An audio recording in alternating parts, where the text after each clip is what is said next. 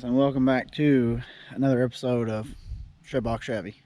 Behind me is this beautiful 1996 Silverado Z71. It's four-wheel drive. It's got a 350 under the hood, and it is just cancerous on both sides. I've actually had this truck for about 2 years, and I never really had the time or the will to actually get it going. It does have a brand new transmission in it, a whole bunch of new parts. The truck has been sitting actually for about 7 years now. See, on this side it's all rusted too, so eventually it will get a new cab. I plan on bringing this back to its full glory, but the main thing is to get it running. It will run and it will drive. It won't run very long, so I've got a new computer for it. We're gonna flush the fuel system out and see if we can get it back on the road. But first thing we're gonna do is we're gonna clean this thing before it goes in the garage. Last thing I want to do is have mold and everything else in the shop while I'm trying to work on it, so let's get it cleaned up.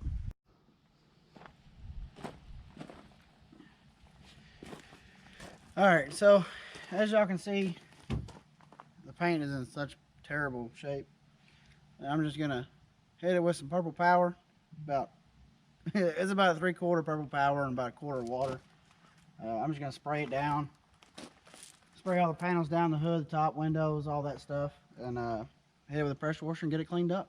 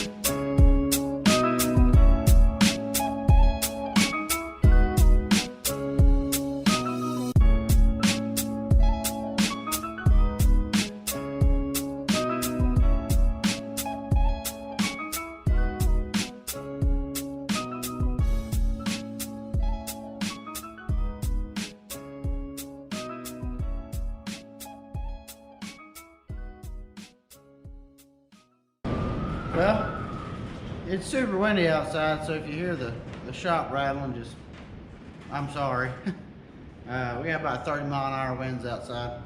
Yesterday we got it sprayed down so it's not all nasty and gross.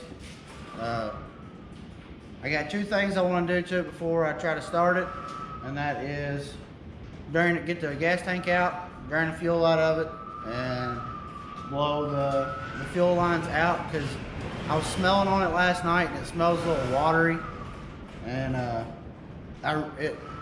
the gas that's in it had been in there for the last 7 years, and that's why when I did get it running, it only runs just about a minute and it shuts down.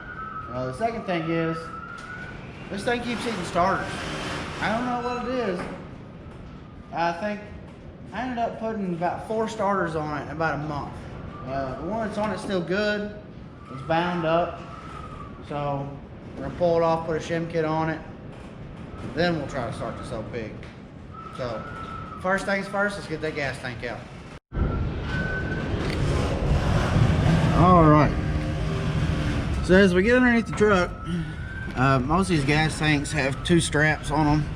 You got one here and there's one right here, and this one has a bolt on the inside up on the frame next to the drive shaft. You take that bolt out and it's got like a T-notch here. You just turn it and it comes out. This one, this strap here, it's got 2 bolts here, and this whole strap will come out with the tank. So you can see that there is a ratchet strap on this gas tank, so we're liable to have to cut this strap off, because I think he said it had been on here about 10 years. So we'll have to cut this strap off and see which one of these straps is bad. I'm assuming it's this one because it's on this side. and we'll have to make a run to the junkyard to get a new one. This one's got 2 bolts here, and like I said, this comes out with the tank. So we're gonna get a jack, put it underneath of it, and start taking all the straps down. All right, so we got a bolt here. There's a bolt here above the emergency brake cable. And just want to reiterate that chrome sockets and the swivels, they're not impact rated, but you know, don't try this at home.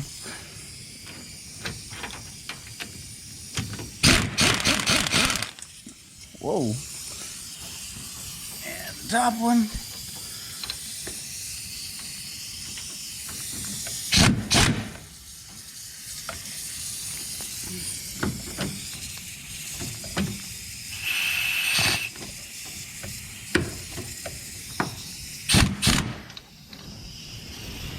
Let me get a different 15.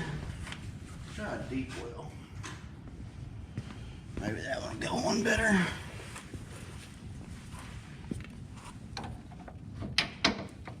Oh yeah.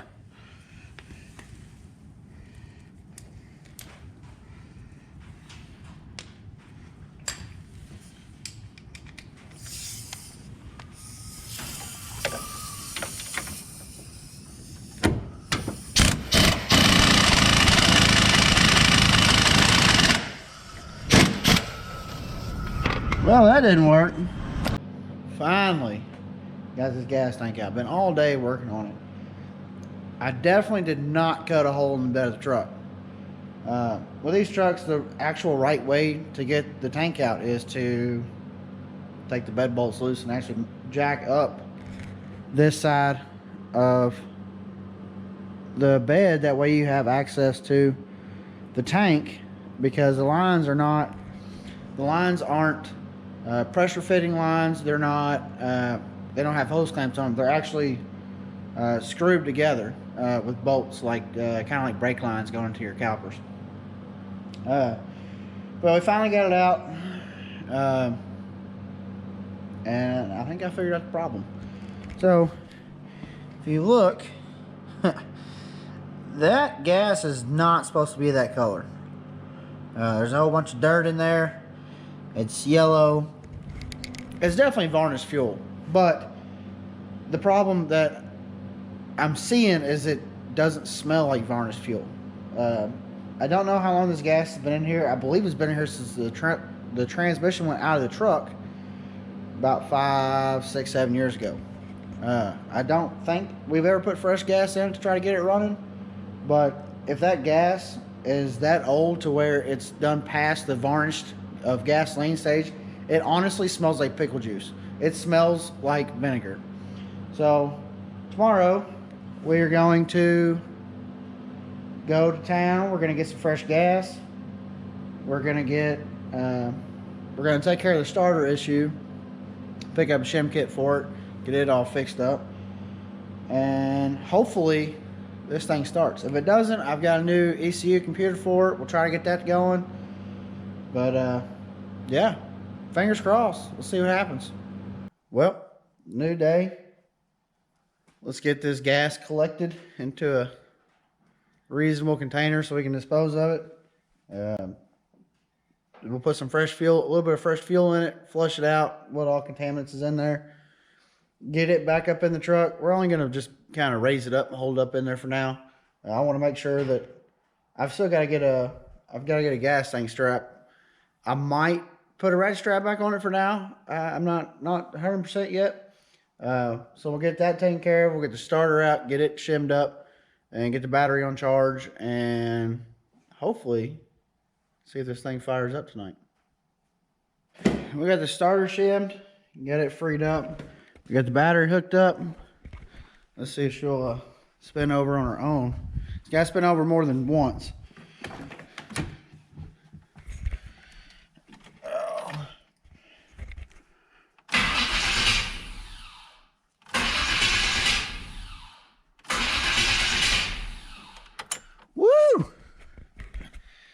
Thank goodness we got that problem solved. So we did get our gas dumped out. as well. And you see this gray stuff is actually, I think I done put it up. This is fuel resistant silicone. It's not going to be in contact with fuel, so it probably would have been all right just to use regular silicone. But from factory, these come sealed, and when I cleaned it off to keep any crud from falling down inside of it, it actually was chipping away.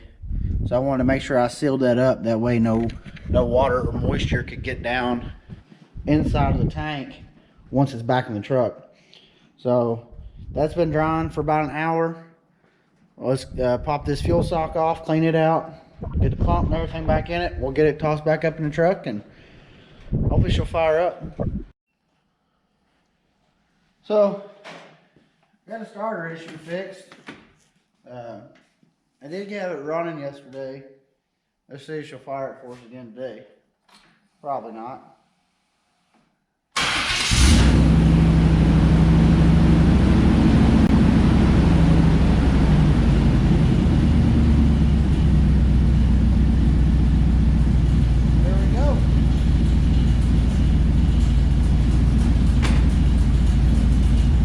You're hearing is going to be a massive exhaust leak.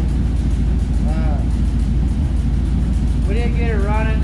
It is missing, and it won't stay running. So, but now that it's running, I can move it around and in and out of the shop if I need to. So that's one thing now. We got the fuel system cleaned up. We got it cleaned out. We got a few more things. I'm gonna put a fuel filter on it, make sure everything's all good. We got a starter issue fixed, battery charged up, got all the fluids moving around. I was able to back it out and pull it into the shop last night. So that's a big thing, because the transmission has less than a mile on it. It's been sitting 2 years. But that's going to do it for this episode. There will be plenty more to come on this truck as I dive in and figure out why it won't stay running. So make sure you stay tuned for those updates, and hope to see you again on the next one.